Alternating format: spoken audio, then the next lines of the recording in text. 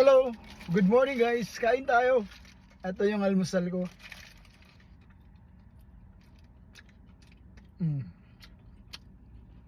Wait for a while.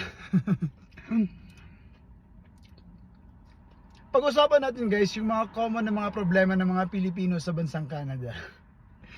At least magkaka-idea ka ano yung mga pinakamalaking problema ng mga Pilipino na nandito sa bansang ito.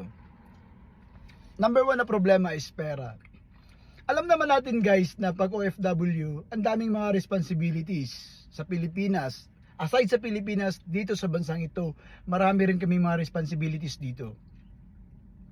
Pansin nyo ba na yung mga Filipino dito, hindi lang isa yung trabaho, dalawa minsan, maraming mga sidelines kasi maraming responsibilities dito. Bakit nasabi kong maraming responsibilities sa bansang ito? Kasi malaya kaming makakautang. As long as may trabaho kami, ang daming magpapautang sa amin. Aside sa bahay kasi mortgage yan, medyo 30 years to pay yan. So malaki, dapat talaga malaki yung kinikita mo para approve ka dyan sa bahay. Pero usually, marami namang singles na approve pag malaki yung kinikita. Pero usually yung kumukuha ng bahay is yung dalawa or magpamilya na sila kasi dalawa sila magbabayad nun. Pero let's talk about yung isa lang muna.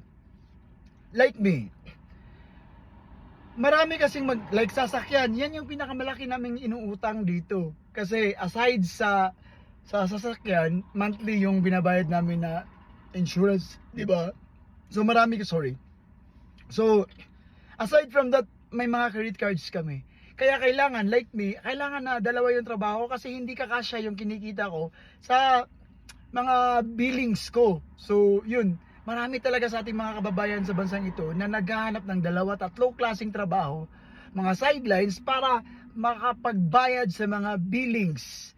Dahil dito guys, iba sa Pilipinas di ba sa Pilipinas, i-check ka pa kung yung pag-uutang ka, may mga background check, ang daming check, tapos pati yung kapitbahay mo, tatanungin regards sa'yo kung ano yung kinikita mo.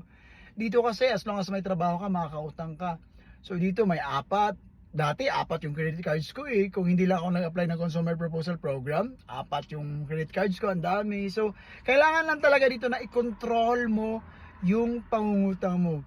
Kumbaga, yung money matters na meron ka, dapat kontrolado mo yan para hindi ka mabaon sa utang. Kasi maraming mga Pilipino dito na baon sa utang kahit di man nila aminin yan, baon yan sila sa utang.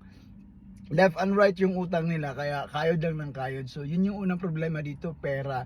So kailangan marami silang trabaho para matustusan nila yung mga pangangailangan nila. So yun yung una dito, pera. Akala nyo sa Pilipinas lang yung pera. Dito, kahit na OFW na kami dito, pera pa rin yung ano namin. So kailangan lang i-manage namin yung mga financial na mga activities namin para hindi kami mababaon talaga sa utang or hindi kami mag-negative. Yun. Yung pangalawa guys is yung pamilya. Sa mga wala pang pamilya dito, okay lang as long as constant communication ka dun sa mo.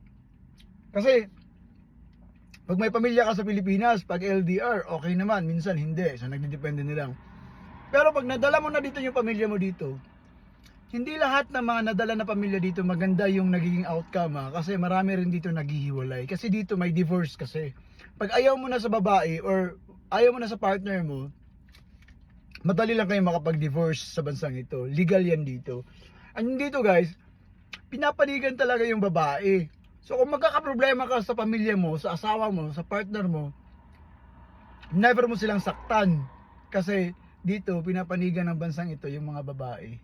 Kaya, marami rin dito na naghiwalay, marami dito na, example, pag mag-away, matulak mo siya, may magsumbong or magsumbong yung asawa mo.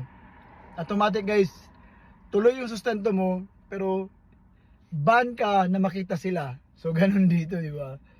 So, yun yung nakikita kong mga problema dito sa bansang ito na pinakamalaki, yung pera at saka pamilya talaga. Kasi hindi lahat na nakapunta dito maganda yung buhay.